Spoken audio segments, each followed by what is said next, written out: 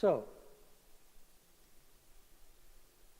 first of all, we want to discover this principle. Of the 12 disciples, there was one who referred to himself as the disciple whom Jesus loved. Who was that? John. Now, I've always thought that John liked to think of himself as the favorite because he said stuff like that.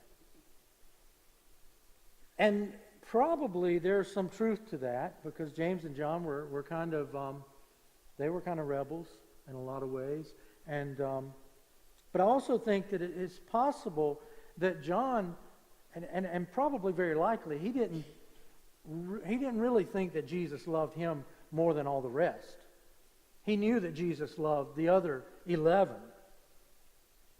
But he saw Jesus' love for him as the most important thing, as the most preeminent part of his relationship with Jesus.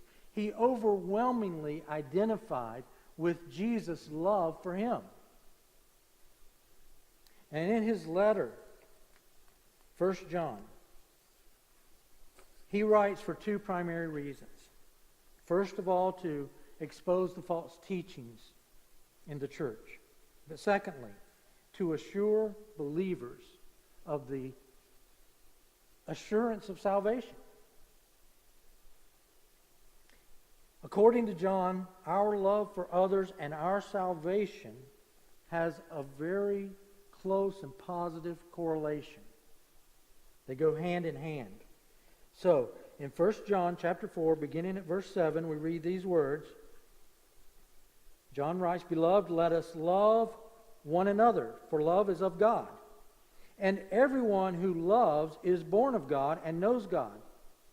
He who does not love does not know God, for God is love."